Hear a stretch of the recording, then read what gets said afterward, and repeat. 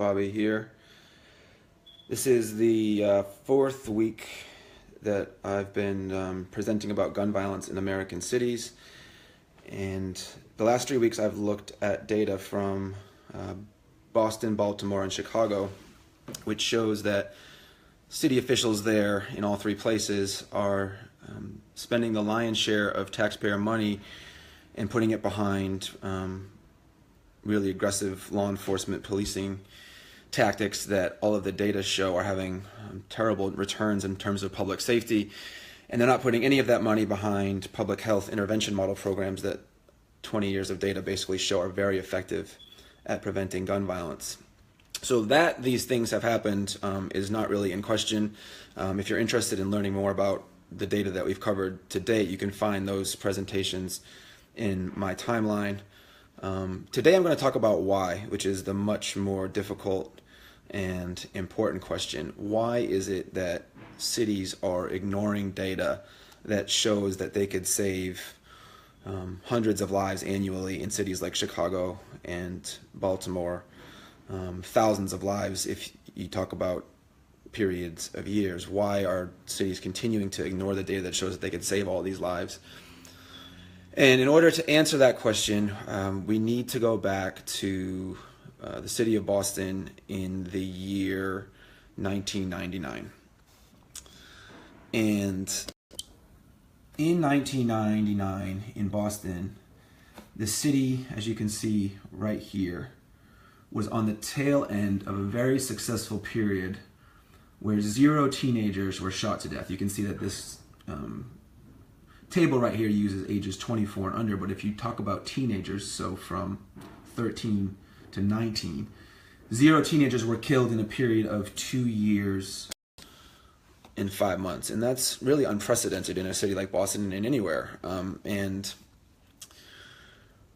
the reason why there had been no teenage gun homicides for that period was because the city had implemented one of the public health intervention models that we've been talking about the last few weeks, which instead of focusing on law enforcement tactics such as raids, stops and frisks, street busts, and so forth, the young people that are at risk are offered services and jobs. And all of the data shows that that approach is much more effective. And so I'm going to take you to the report that some academics at Harvard wrote about that program at that time in 1999. And basically, as you can see, this is the executive summary here. I'll spare you all of the details, but as you can see right here, our conclusion is not that the Boston model of the 90s failed, which is the public health intervention model, but that the city of Boston and the Boston police failed to pursue the policies and practices that have been so successful. Which basically is what we're saying, that the city abandoned this program model that was proven to be very effective. And the question is why? Now, this report was done by a number of academics at Harvard. You see here the Kennedy School Rappaport Institute. It's called Losing Faith. It was done in May 2008. Pay attention to that date, as you can see there, 2008. Pay attention to that, because this means that this report was not written after that program was shut down for another 8 years. Now I'm going to skip down to page 11, because that's the part of the report where these academics detail what happened.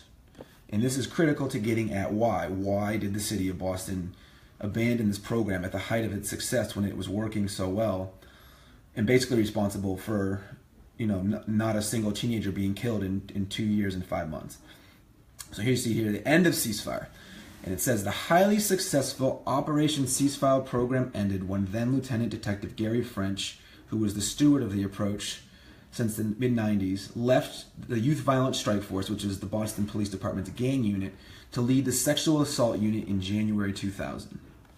The new commander, now this is very important, right? The new commander, who they don't name here, did not continue the weekly ceasefire meetings, meaning that he discontinued the program, and the Youth Violence Strike Force operations devolved into chiefly law enforcement approaches.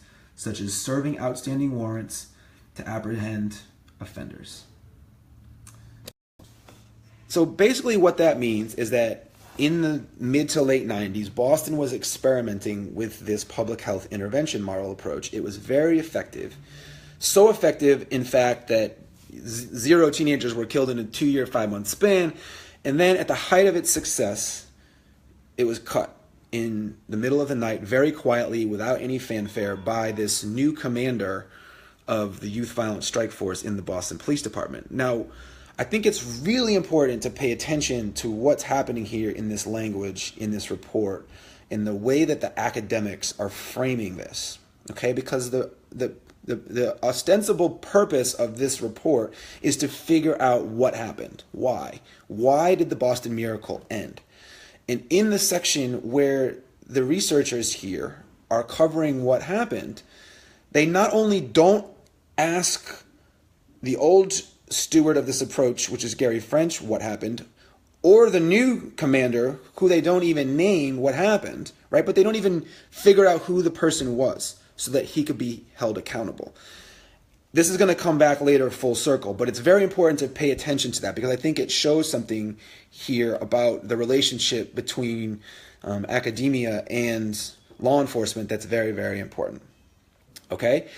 Because the researchers here, they work at Harvard, or in some cases now, Anthony Braga, I believe, is at Northeastern. And in order to stay where they are, in order to stay in academia, they have to produce research. They have to publish all kinds of, articles in journals and all kinds of scholarly research projects and so forth.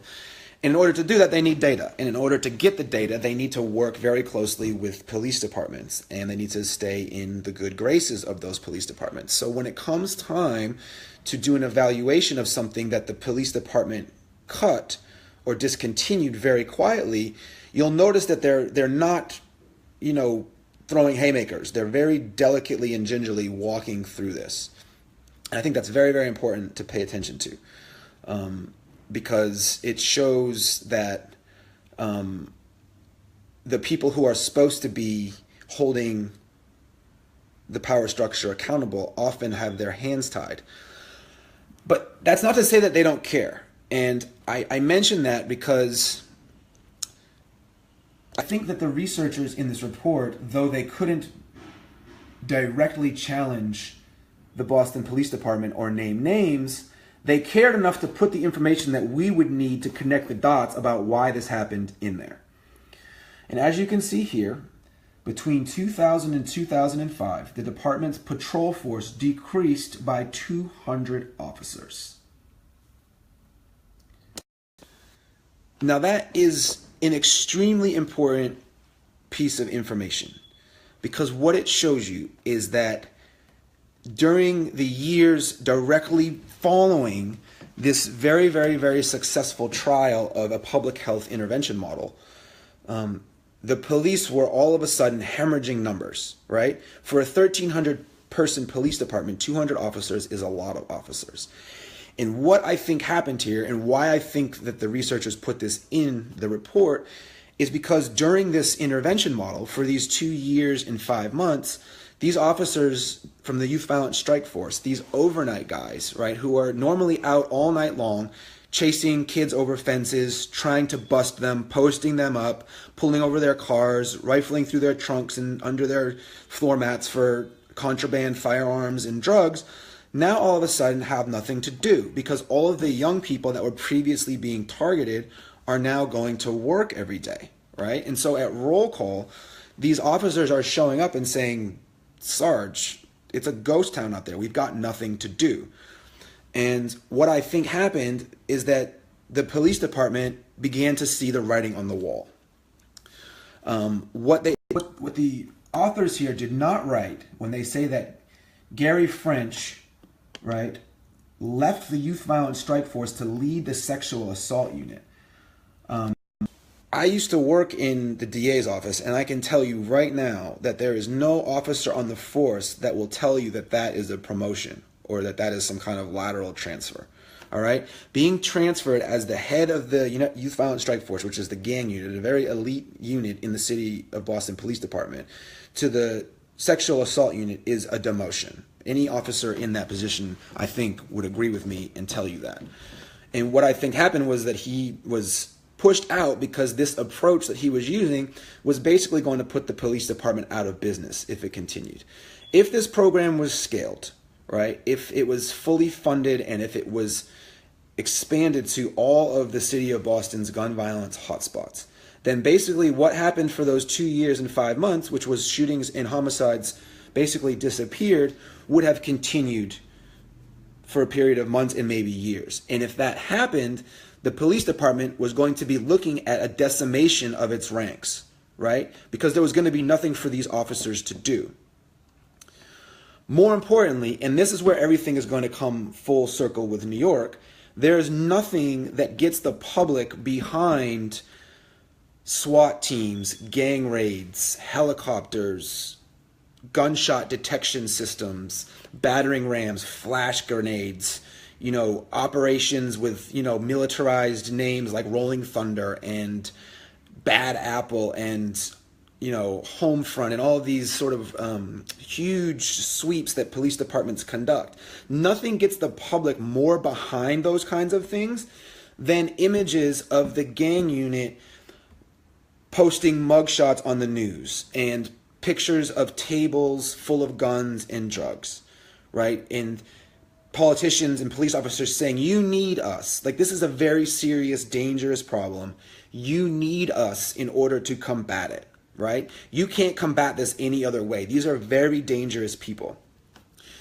And you have to remember that this was happening during the late 90s and the 2000s when the Clintons and Democrats and Republicans were unified in telling the entire American public that these are dangerous super predators, right? These are thugs and super predators, drug-fueled criminals that are like turning children into drug mules and shooting up neighborhoods with crack cocaine. It's the Wild West. We need to bring them to heel, to use the words of Hillary Clinton. This was the sort of environment in America at that time. And so when the police department, I think, realized that they were no longer going to have these images to project, right, as a marketing tool, as a public relations tool, as a way to generate public support for huge increases in personnel, huge increases in all kinds of technology like shot spotter and, night vision for the helicopter and military carriers, which, law enforcement departments like New York were all increasing and gearing up with. Boston realized, like, if we keep this going, we're going to be left out in the cold. And so what happened was they looked to New York and they said, New York is having great results. New York is using the all-stick law enforcement approach, right? They're not doing what we're doing with this public health intervention model, which the new commander was basically like, this is like holding hands. I'm not doing this anymore, right? So they demoted the guy that was doing it. They discontinued it very quietly. So quietly, in fact, that this report wasn't even conducted until 2008, 8 years later, right? And then they adopted the New York model, which is all stick, no carrot, crack down, take names and kick asses kind of approach. And so what ended up happening in Boston is that right away, as you saw from that graph before, and I will go back to it very quickly, you see homicides right then and there from that moment in January of 2000, right about here. These are the smaller line, which is why I'm using that as gang-related homicides. Those are the homicides that these programs are designed to stop. As you can see, it goes from 5 to 30, so it, more than 6 times increases. In addition to those increases in homicides, there was a dramatic decrease in the homicide clearance rate, meaning that the police all of a sudden were not clearing nearly as many murders. And there's a reason for that, which I'm going to get into. But basically what happened was Boston decided to move away from this model. Okay, I think it was because they realized if they continued it, they were going to be put out of business. Okay, and to interpret this fairly for the police, which I'm loath to do, but I will do because I think it's what they were thinking was, if we allow our ranks and our technology to be decimated in this way, we're not going to be able to keep this city safe in the event of an emergency. That's how I think they were thinking about it. Does that make it any more morally right that they're willing to allow, X many number of young people, including children and bystanders, to get shot as a result? No. But that's more than likely what they were thinking. And so nationally, what you begin to see is this huge tension develop, right? Because the cat was out of the bag. Boston couldn't hide the successes that it had had. And so The Economist magazine, the New York Times, Gary Slutkin at the University of Chicago, David Kennedy, among others, were all saying this is the new way forward, right? The way to keep our city safe is not with these violent New York aggressive law enforcement crackdowns like broken windows and stop and frisk and gang raids and a million other names that they've named them. The way forward is to do what we did in Boston, right? Which is to use jobs and services and to use these public health intervention models that are very successful. And what ends up happening is that there's this law enforcement contingent that's national, not just in Boston, but that's, includes Bill Bratton, includes Rudy Giuliani, includes the FBI and many others. And they start to say, no, that's actually not true. Our model, our law enforcement only model, is the best way. And as you can see, a number of articles begin to come out nationally. Here's one from Mother Jones, where the journalist is asking, why is the Boston Miracle, the only tactic proven to reduce gang violence, being dissed by the LAPD, the FBI, and Congress, right? And this is in 2006, right? And then you have this article here by a journalist named Fox Butterfield in the New York Times saying cities, this is in 2000, cities can reduce crime without this New York-style hardball. And the example of that is Boston, right? Boston was a great example. Boston, and I won't get into it, but Boston basically, cleaned up its entire city, shut youth gun violence down completely for 2 years and 5 months. We don't need to be doing this broken windows, aggressive sweeps. We don't need to be doing any of this stuff. And as this sort of conflict is coming to a head, basically what happens is law enforcement wins, right? Because the perception of the public so much more closely lined up with what law enforcement was saying because of all of these movies and TV shows like Cops and MSNBC Lockup, and that may be an anachronism because I don't know when that came out, but a million shows like that movie where the guys turn off of the highway on the Winnebago and they get attacked by gangbangers, right? The mood of the public was very much, this is gangs are dangerous, we have to get them, right? And so when all of these academics started saying, well, we can do this without spending all this money on police, without cracking down, without violating anyone's rights, essentially what happened was law enforcement said, no, we can't. These are dangerous people. We need to get them. And the public was basically like, yeah, get them. And the public basically started writing blank checks. One of the most amazing things that has ever happened in the history of the world, and I'm not even freaking kidding when I say that, is at Rudy Giuliani's farewell speech. He was turning over City Hall to Michael Bloomberg in 2001. And he was still, this is like over a year after, I think, that guy from the New York Times, Fox Butterfield, had written that report. He was still so peeved by someone suggesting that the New York model was unnecessary that he brought it up at his farewell speech at St. Paul's Chapel. And he goes like this, right here in the middle. Let's do a little check. This is him speaking. This is the quote of his transcript of his speech. Let's do a little check on how San Diego and Boston are doing since then, because San Diego was one of the other cities that the author cited. In the last statistics put out the FBI, there has been a 67% increase in murder in Boston. During that same period, there was a 12% decrease in the city of New York. Boston has 82% more crime than New York.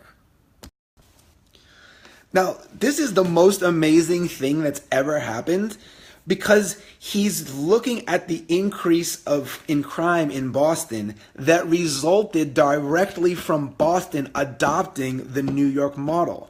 Boston transitioned from the Boston model to the New York model in '99. And the increase in crime that he's referring to is the increase directly correlated, right, to the discontinuation of the ceasefire program and the adoption of Boston police of the New York all-stick, no-carrot model.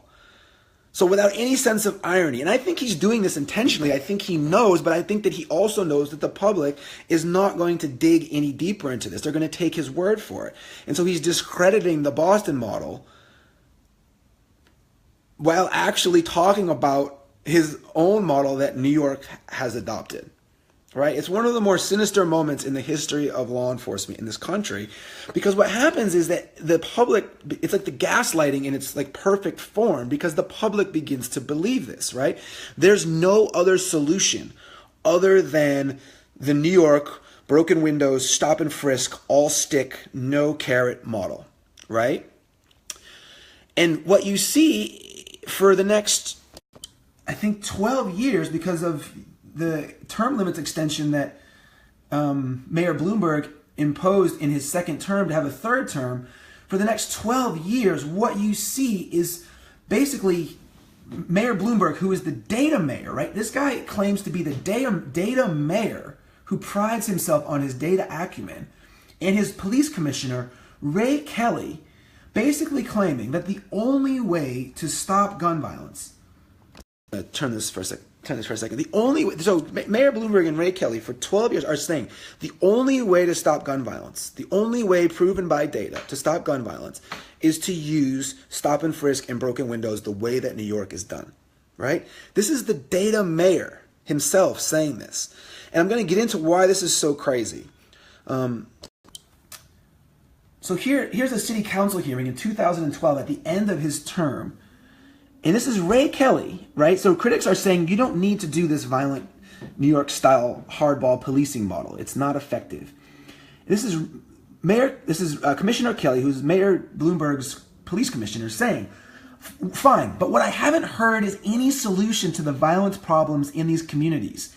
People are upset, but what is the answer? What have you said about how do we stop this violence? Right? Now, this is so crazy. It's so crazy because he's basically playing stupid, okay? Because I'm going to pivot quickly to a report that came out that January. So, like, how many months is that?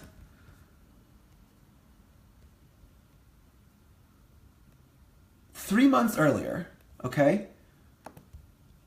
This is that January, but this study, keep in mind, had been ongoing for years. This is the Johns Hopkins Bloomberg School of Public Health.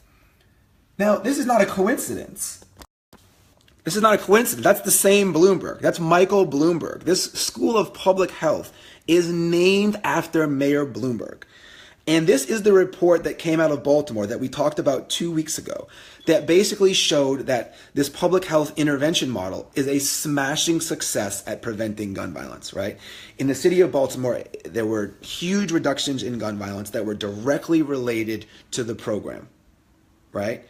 And that because the program was being underfunded and understaffed, that the city was seeing more homicides than it should. And the unequivocal recommendation, and Daniel Webster, who is the author of that Bloomberg study, wrote an op-ed in the paper basically saying that the city needs to invest in this because it absolutely works. Okay, so here you have Mike Bloomberg, who the school is named after, and his commissioner, claiming that there is no other solutions. Meanwhile, a report with the guy's name on it, and this is the data mayor, keep in mind, a report with his name on it, has given them everything that they need to know in terms of data and policy as far as how they can end gun violence without violating millions upon millions of New Yorkers' rights via stop and frisk, because that's eventually what began to happen.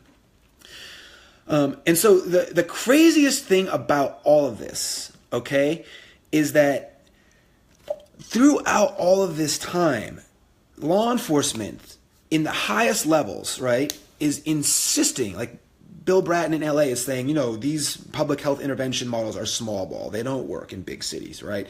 This stuff is not meant for cities with serious gang problems. This is the only way to do it is to crack down. It's the only way to do it. This is the best way, right? Meanwhile, what they're not telling you is that there's this huge and growing body of evidence showing that those brutal crackdowns, that include broken windows, that include stop and frisk, that today include the gang raids that we're seeing, completely undermine the entire purpose of the criminal justice system. And this, to me, is the most important point here. The whole point of the criminal justice system is to prove cases at trial beyond a reasonable doubt. Okay? If the prosecutor in court can't make a case beyond a reasonable doubt, then all of the investigations, all of the street stops, all of the street rips and buys, all of the undercover CI work, all of the investigations, all of the helicopters, the tanks, the battering rams, the SWAT teams, the warrants, everything, all of it is a complete waste of time and effort. All of those investigatory tools are used to bring a case into court that the DA will then make beyond a reasonable doubt. In most cases, in the overwhelming majority of cases, you need witnesses to make your major felonies and your homicide cases and your shooting cases, right? Because you need the victim, unless there are witnesses, but you need the victim or the witnesses to come in and testify to help you prove your case, okay?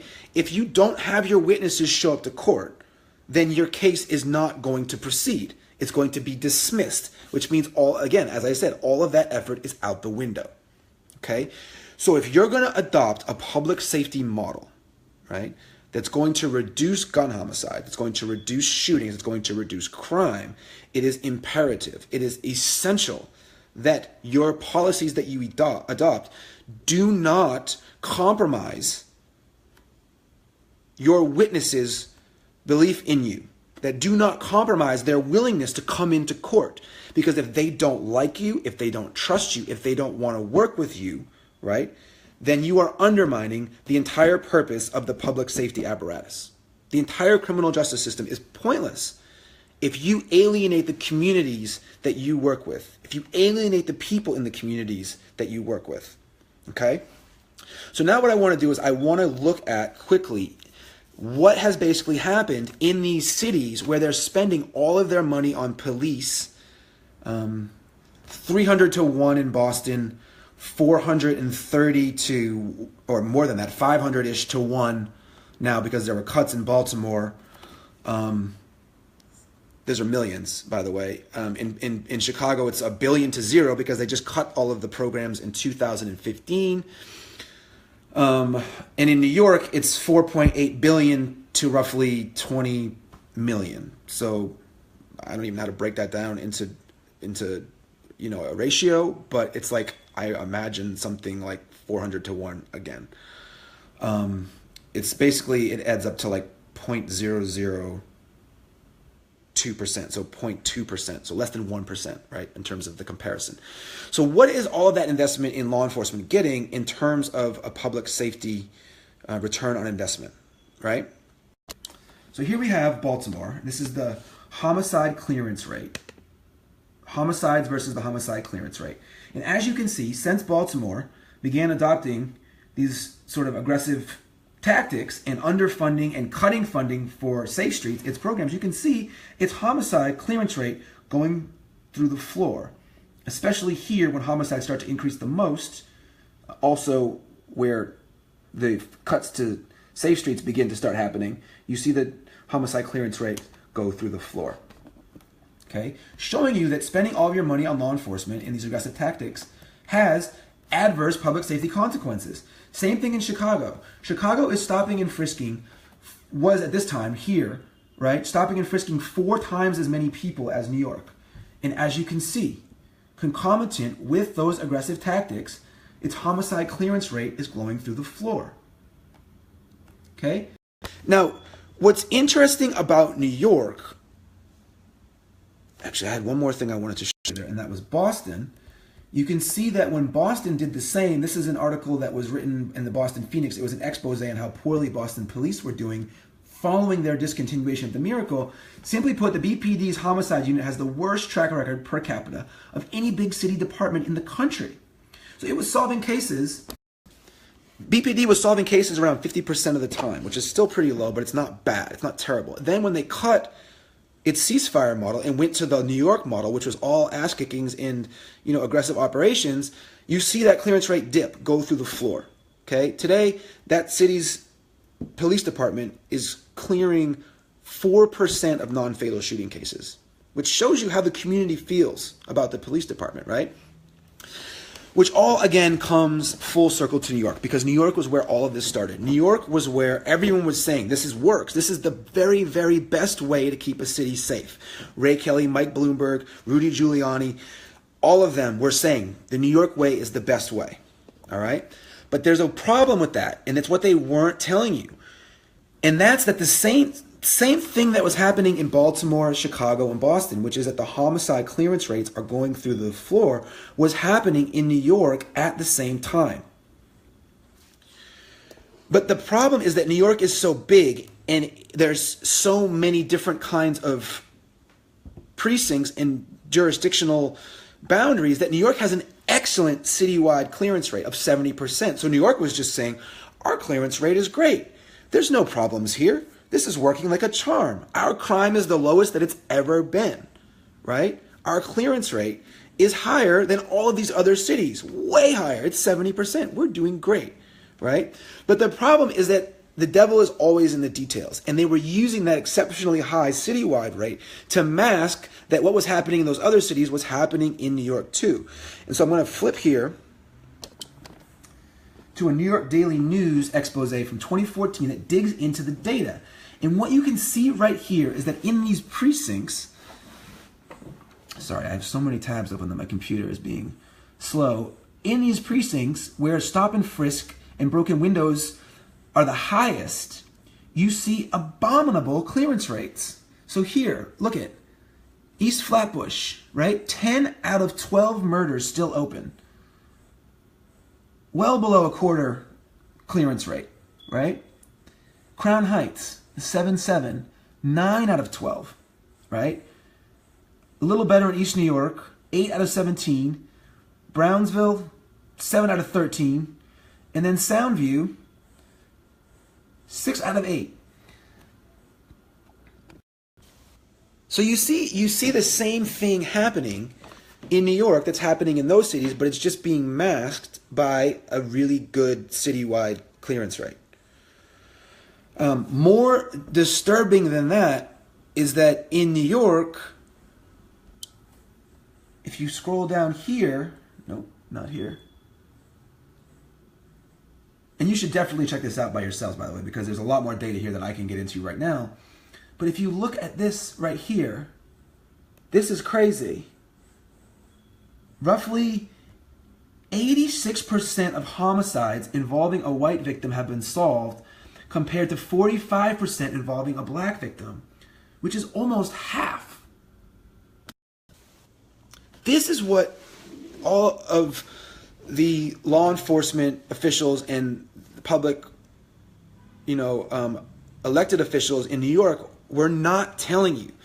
And that's that their aggressive police operations were essentially undermining public safety in the city of New York for black people, almost by twice as much compared to white victims of crime, right? So black victims of crime are having their cases completely undermined by the New York City all stick, no carrot approach, right? More than half, almost as much as half, I should say, of the time, black victims of crime are not able to have justice brought in the cases against them because no one in the community trusts or wants to work with the police because of the way that they're being treated. And this is what New York was not telling you. And then when the data mayor, who ignored all of the less invasive public health intervention models, was out of office, Bill de Blasio came into office. And that's when things dramatically or seemingly dramatically began to change in New York. Because one of the first things that Bill de Blasio did right here was say, I'm going to put $12.7 million into these public health prevention model programs. I'm going to put them in the high crime precincts where gun violence is at its worst. And then, if If you look at this, what you will see is, lo and behold, Rudy Giuliani, Mike Bloomberg, Ray Kelly, and all of their ilk were lying all along. Okay? Queensbridge Houses marks 1 year of no shootings. So 6 employees in Queensbridge, Queens, basically shut down gun shootings, non-fatal shootings, and homicides for more than a year in 96 buildings. Okay, more than a year of no shootings. One of New York's historically most violent neighborhoods, completely shut down by this public health intervention model, which clearly, obviously, based on that, works, right? So it's tempting to say, great job, New York, problem solved, moving on, right? But that's not the case at all. And this is the rub, right? This is where this tension is going to come to a head, and I don't know what's going to happen, okay? Because if people like Bill de Blasio continue to push for these programs to be scaled into every single one of the city's gun violence hotspots, right? If they are to get full funding for all of the employees, right, and to have manageable caseloads, what's going to happen is there's going to be no more shootings and homicides in the city of New York, right? This is not a wild proclamation. This is what the data shows has happened over and over and over again when these programs are implemented properly. And when there are no more homicides, I don't know what the NYPD is going to do. Okay?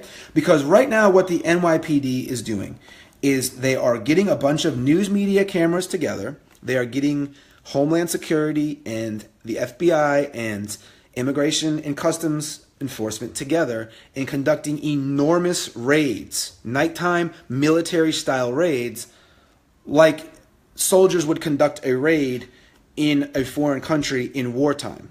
Okay, they're no-knock, pre-dawn, smashing down doors in neighborhoods from Harlem to the Bronx to Brooklyn to citywide, basically. 1,600 people, I think, have been caught up in these raids in recent years.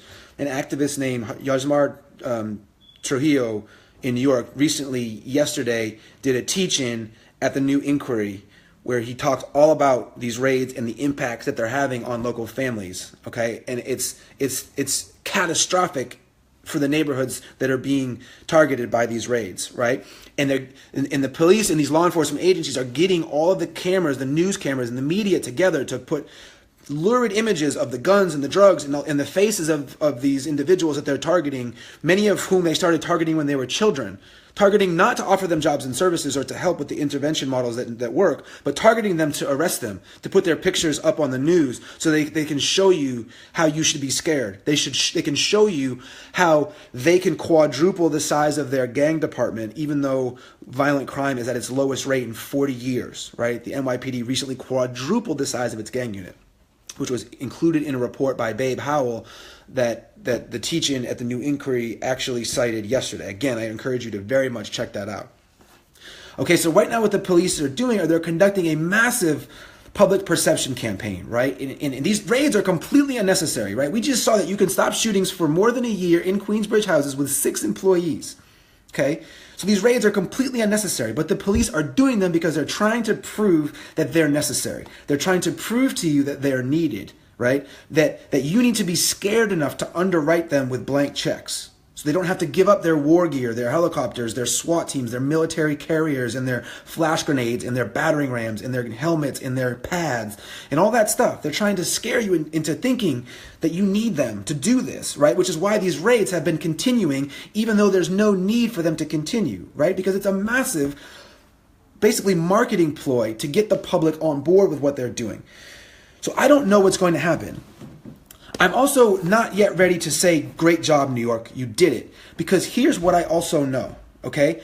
I know that if the city truly wanted to stop gun violence, if the city wanted to shut down gun violence in all of the city's hotspots, like the Queensbridge houses, for more than a year at a time, it would be investing way more money than $12.7 million in these programs, okay? Because essentially, The employees of these programs are capped at 20-hour work weeks. They're making $18,500 a year, which is like, I think, $18.50 an hour or something like that. All right? They have no benefits, no paid vacation, nothing like that. Right? They're working bare bones minimum burn rate budgets. Okay? And I know for a fact that the individuals that work for these organizations like 696 Queensbridge, they're not capping themselves at 20 hours because they actually care, right? They're not trying to use these neighborhoods as marketing ploys to be fully staffed and funded and to be fully militarized, right? When there's a shooting that happens and they're already maxed out at their 20 hours a week, they still go. When it happens at 3 a.m, they still go, right? When they know that something's about to flare up, they show up, even though they don't have health insurance. Right? So I can't sit here and say New York, job well done yet, because I know that the city is not taking this seriously. If the city were taking this seriously, they would not be funding Cure Violence with between $12 and $20 million, because the city just announced a new office of gun violence prevention and $20 million more plus $16 million a year. So let's say it's $16 million. You can't tell me that you're going to spend $4.8 billion on your police department, which is what the city of New York is currently doing. I'm trying to find it so I can show it to you, but you can just Google it. You don't have to. You know, the city of New York is paying $4.8 billion a year for its police department, $348 million in police misconduct, right? And here's a little interesting snippet. Just in Staten Island alone, I use this as a good snippet because it shows what the NYPD does is a program called Summer All Out. And in the summer, they increase police officers in hotspots. So they're sending 30 officers, right? There's 6 employees in 696 Queensbridge. This is a different neighborhood, but still. 30 officers to the 120 for the summer, right? These officers are making $44,000 a year when you include their benefits and uniforms and all the other stuff and gear, right? $44,000 a year. So that 30 officers for 3 months of the summer, that's enough money to fund the entire employee line item at any one of these public health prevention sites like 696 Queensbridge. Right? So 3 months they're putting into the police what they can put in for an entire year for one of these programs, and they're spending 0.2% of the amount that they spend on the police on these anti-violence prevention programs. So these cities can't say that they want to end gun violence until that ratio changes, until they're spending way more money, until these programs are fully funded, fully staffed, right? Until the employees are able to offer the participants a cell phone to call employers, to, some spending cash to get a haircut so they can go on interviews, right? Resume prep, and all of these things that are needed for young men who are trying to turn their lives around and to walk away from, illicit sources of income because they've been denied jobs for as long as they can remember. To turn it around, they need a lot of things. And until these organizations are provided with all of those things in hand, and the city is funding them at a rate that's much, much, much more commensurate with the amount of attention and priority it puts on the police, I'm not ready to say that they're there yet. But I will commend New York thus far for investing that amount of money, and I would challenge New York to keep it going, all the way. That being said, that leads me sort of full circle into next week. I'm going to talk about why I don't think that's ever going to happen. I think the police, like the military-industrial complex, are way too powerful. They have way too much money, way too much gear, way too much infrastructure, way too much bureaucracy, and way too much political access. All right, and I don't think that they're ever going to allow cities to scale these kinds of programs. They're going to continue to attack them. They're going to continue to convince politicians to underfund them behind the scenes. They're going to continue to call the individuals that work for these organizations criminals and so forth, to slander them in the eyes of the public, because they know what's going to happen if these programs are rolled out fully. And so next week I want to talk about solutions. I want to talk about how we as a community, as members of the public, can work together to help support these organizations and to fully fund them privately. So one, they can't be shut down like has happened in Baltimore and Chicago. They can't be cut, they can't be underfunded, and they can't be censored when they want to tell the truth about how the police are treating the people in the communities they serve. That's one of the biggest problems that I found in my work in this area, right, is that I once ran a program just like this, and I couldn't say anything for fear of losing my funding. And when I did say the truth about what I was seeing on the ground, all of a sudden my funding disappeared. I'll talk about that more next week, and I'll talk about solutions that we can take from here forward as a community. So thanks for tuning in.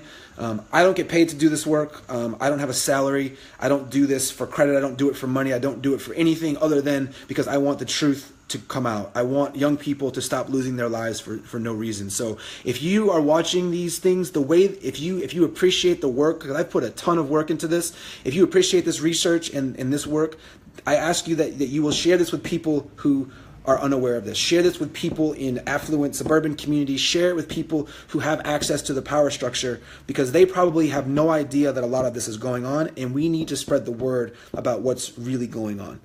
So thanks for tuning in, and I will see you next week. Peace.